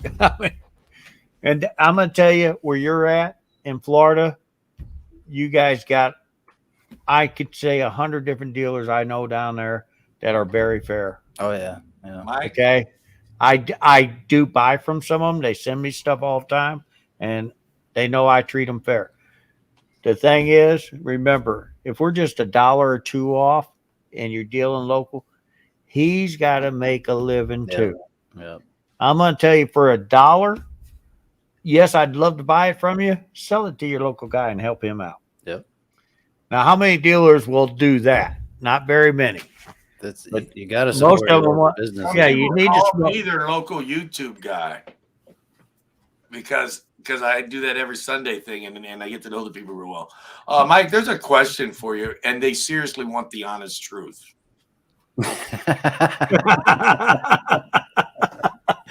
What's your answer? Hey, you see that first picture Inquiring where they're minds crying? want to know. There's your answer. You can start crying now. Oh, man. Inquiring minds want to know. I've left that up there the whole time he was talking. I didn't even look down at that. I was busy talking. I'm sorry. That was good. We do have some in stock right now, Mrs. Coin Crew, and the other one's en route. So we answered some of your questions just by talking. You haven't got nothing else. We ran you out of questions. We went through a lot. Yeah, that was good. I like that. We need more. We need more questions. All right. All right, come on. We're coming up on 100 minutes. Did it really? Wow. There are a lot of people here. 68 people still. Not too bad considering some of the larger channels started streaming at 7. Yeah. And we're at what, 105 likes? I don't know because that one doesn't show me. Yeah, Plumber, down where you're at, you can ask a lot of your dealers if they know me, and most of them will tell you, yeah, because I do come down there quite a bit. I will. Anybody that's still holding on to that like, smash that thumbs up. 107 likes. Yeah. Thank you. Again, if you haven't subbed this guy above me, right here, Mid-America Coins, check him out. And just so I don't mess up where I point my fingers, this guy right here above me, if you haven't subbed him, Coins Making Sense, check him out. One of the mods may or may not put all these guys as links in the chat. And, of course, let's not forget this guy right here above me, Plumber Stacker. Special this was fun. I know they moved me again. Keith, I really appreciate you having me up. This was a lot of fun. We appreciate you coming. It's been a blast. I mean, I'm just glad you was able to make time for us. We're really humbled that you made it up.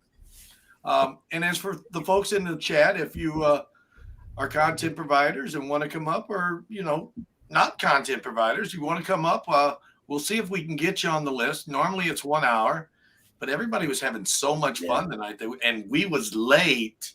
We just had to go a little extra long, make it up to you. And I see a lot of you stayed. Thank you.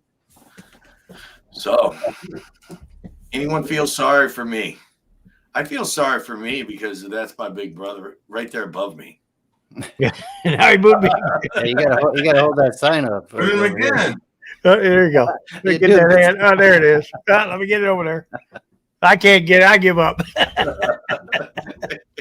They try again. There you go. There, get it over. Oh, he exposed me off now. See, I can't even hold it now. What do boy and dealers think about? I guess you're the boy, Plumber. What do boy and dealers and I don't understand this. What do boy and dealers and coin dealers think about? Oh, it's supposed to be bullion. Okay. What do bullion dealers? A typo. It's that autocorrect, I bet. Bullion and you autocorrect. Teacher said don't mention your name. Autocorrect confused me more. Silver to an extent. Pretty art is worth more. There's no doubt about that. Yeah, we do art bars. We do charge a little more for them. Yeah, it's really a specialized market. Certain people love the pours. Certain people, they can't stand them. He wants to know, would you buy silver and gold or collectibles? Yes. If you could only pick one. Yes. Well, fast. No. The question is, would you buy silver, gold, or a collectible? Collectible. You can only pick one. You pick one. Kevin, go. One of the three. Yes. Which one? Yes. He says yes. Yeah. No, you got to pick one. Fine, a silver collectible. He kills me. A collectible. Plumber, you're up. Collectible. Mike? I'm with him. Collectible. Collectible. So there's your answer. We are all collectibles. We will take a collectible over a silver or gold coin because your collectible could still be silver or gold. So that was kind of plus that silver, when it starts going up, usually pushes your collectible up too. Yeah. Did it flush in reverse though, Speg? That's what you need to know. My wife got in her box today and pulled out a $10 gold. We bought it a little while back for $1,100. Today it's worth $3,500, and it was a collectible. Thanks to gold going up, we appreciate it. It was a $10 Indian. I appreciate that, Mike. If you have the price marked on it, you paid. I will double your money, but don't think about what it's actually worth. I am going to. I can't do it because guess what? I live with her, and I got to keep her happy. I'm not going to do it. Oh, look at this! I think it's Spegs is ragging on you, plumber. Oh yeah, he always does. I love it. Oh, he's getting you here because we're going to leave it up there a minute until I can find something. I asked him if his toilet flushed in reverse. I think if it goes in reverse, they call that a boudet, don't they? Yeah.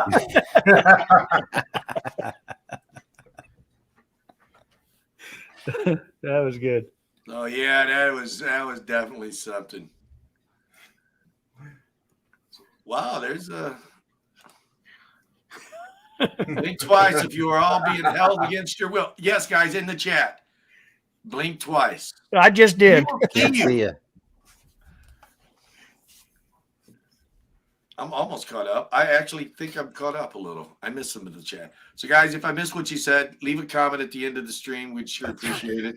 There are so many people here. This is awesome. Yeah. Oh, like I said, if anybody wants to come up in the future, if you're a content provider, if you're not a content provider, doesn't matter.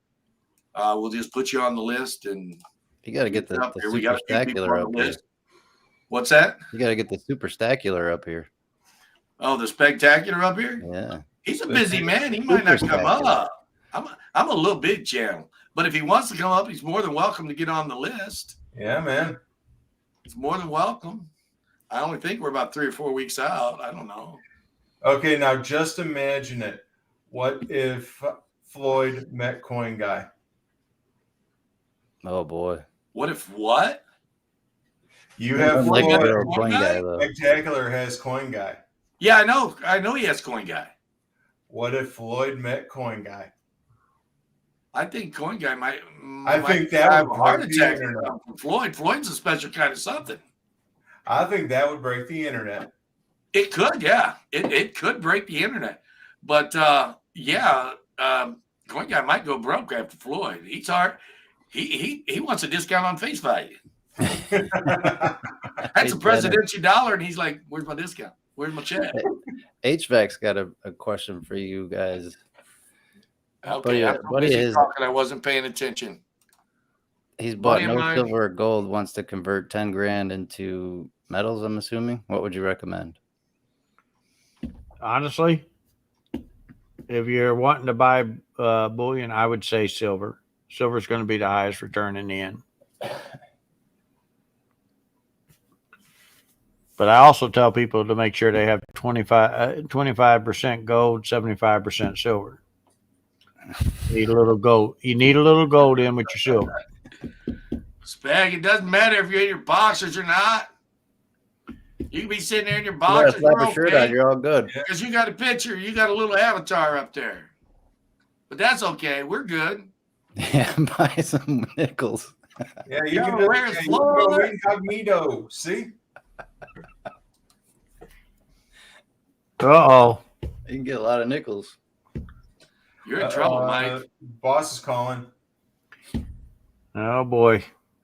You're in trouble. Thanks, guys. You got me in trouble. They kept me at my wheel, dear. At least we're good for something, right? Yeah, Spag says the only problem with buying nickels, and there is a huge upside to nickels, it's the space in which they take up. Mm-hmm. Now, a nickel is 8, 9, 10 cents, whatever, right now. 9 cents still right now. But the amount of space it takes up, and you cannot legally melt nickel for the metal. You can only melt it to make artwork. But that's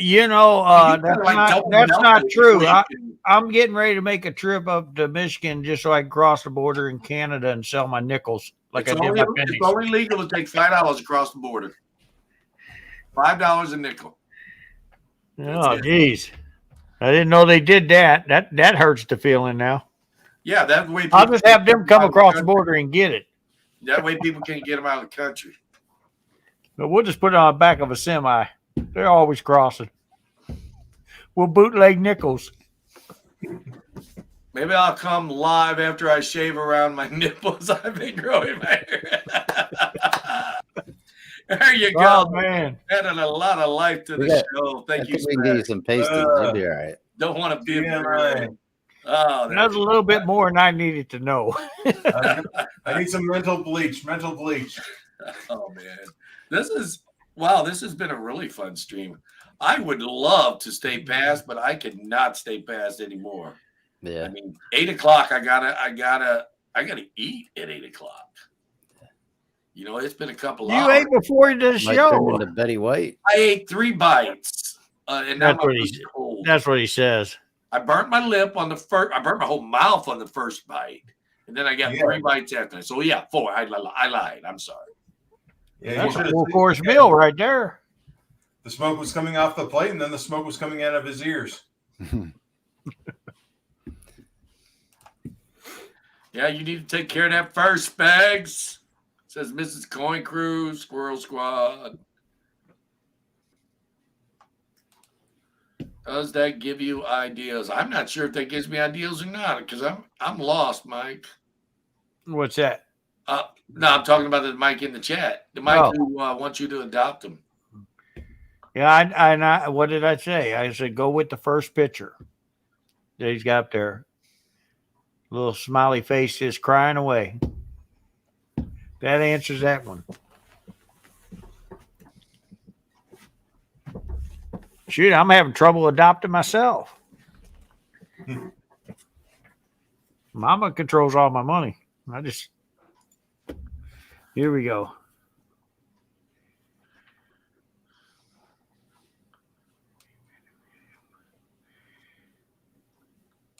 Well, you can, but I recommend having a little bit more silver than gold. But you can do a 50-50 split. That's your choice. That's just a recommendation. Which website is the best and legit to buy silver rounds? There are a lot of them out there, Ricardo. Well, I think Mid-America would be a good one. Coin Zone, right? How is that new website coming, Mikey? With a lot of the larger websites, you are a number. So, you can find someone here on YouTube. You can check with Mike above us. He's pretty cool.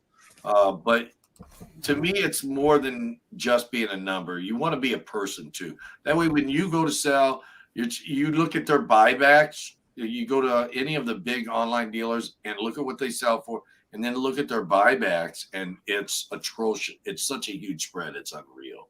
So you want to go where you're treated like a person, not a number.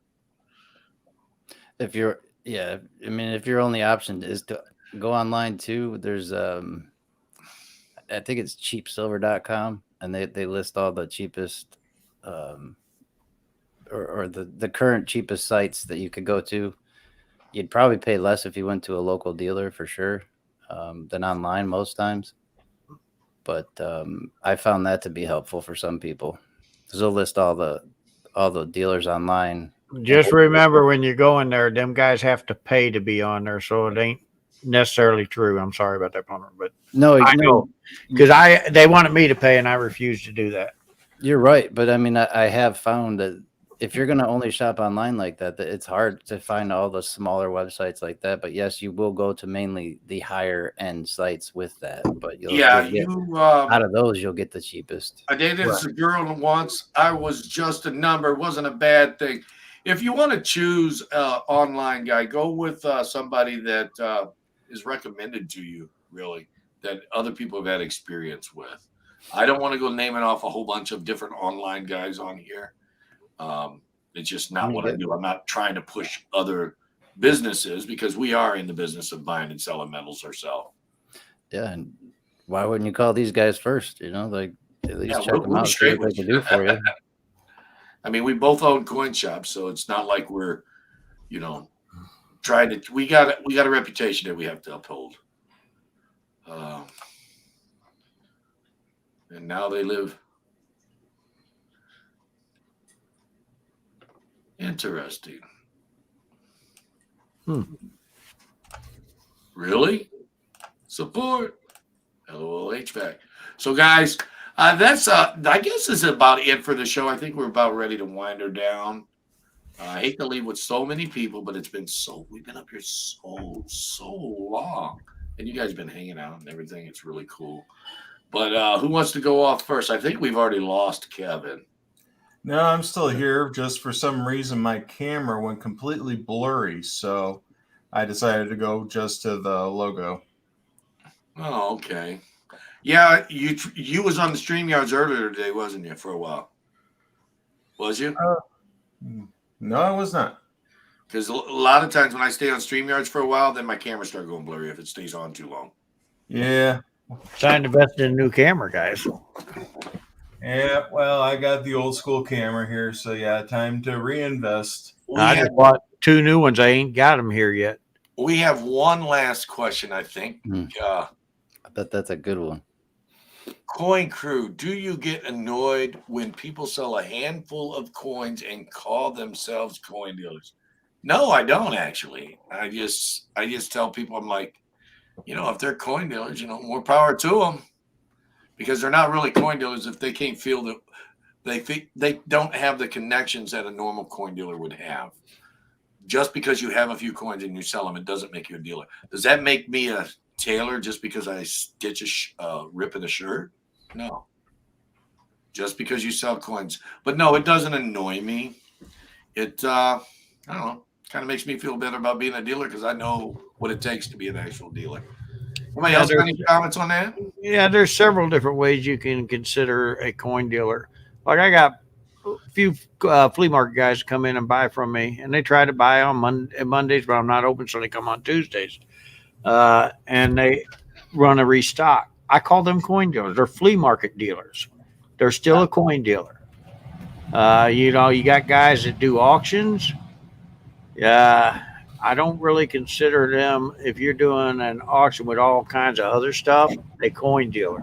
If you're doing an auction like you guys are on there, yeah, you could be considered a coin dealer. But when you're having an auction where you're putting out shirts, shoes, and all this other crap, no, you're not really a coin dealer because you put a couple coins in it. That don't make you a coin dealer.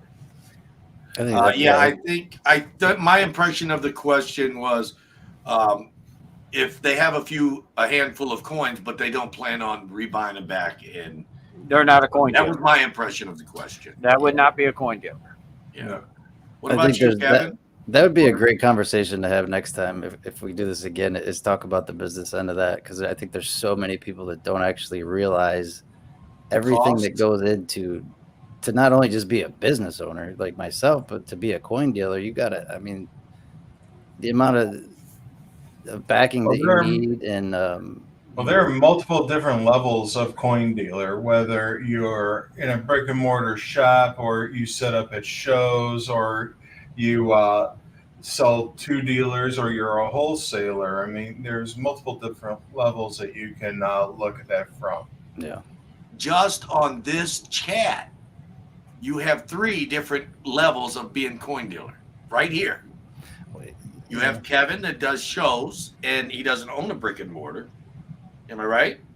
Correct. And you have myself that's a smaller retail shop, that's not a wholesaler. And you have this guy up here that has a shop, but he's a wholesaler and a retailer. So those are 3 different levels of one business. And there's even more, way more. And then there's below Kevin, there's other forms below Kevin as well. As Mike was mentioning, there's the flea market dealers. But, plumber, because you're doing auction, would be considered a coin dealer, believe it or not.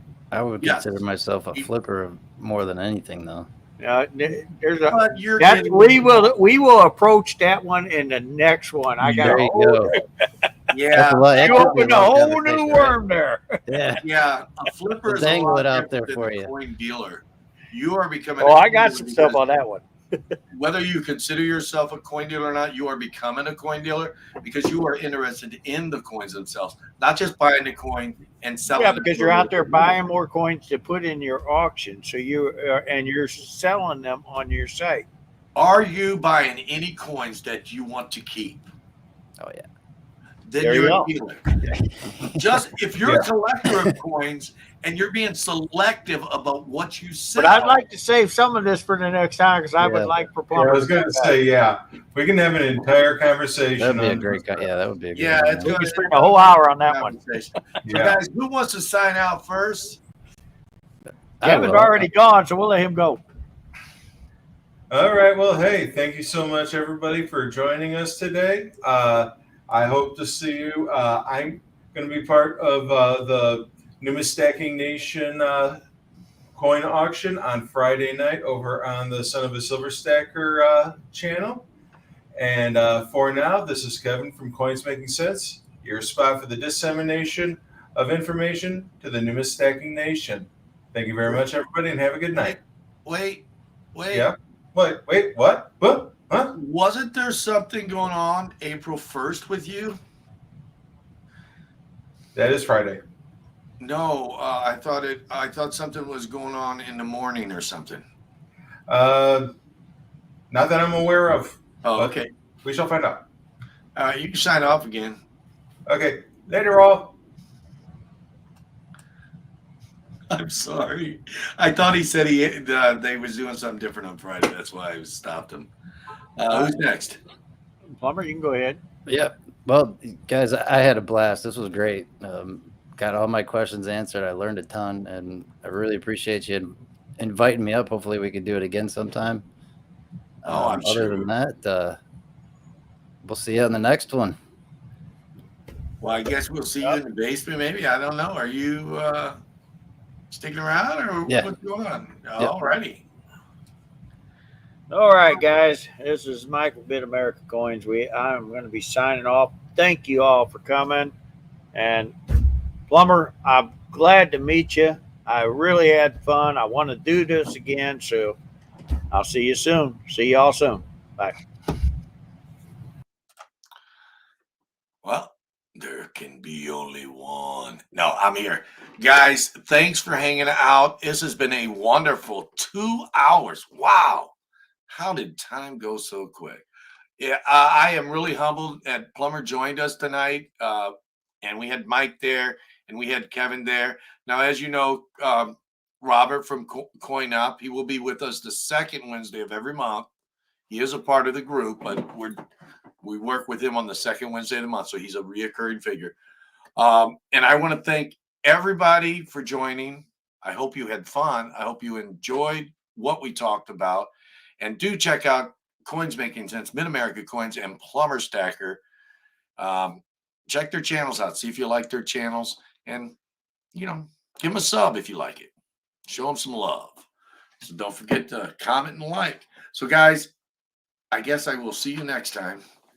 Keep on rocking. Keep on learning. Keep on stacking. Don't get squirreled.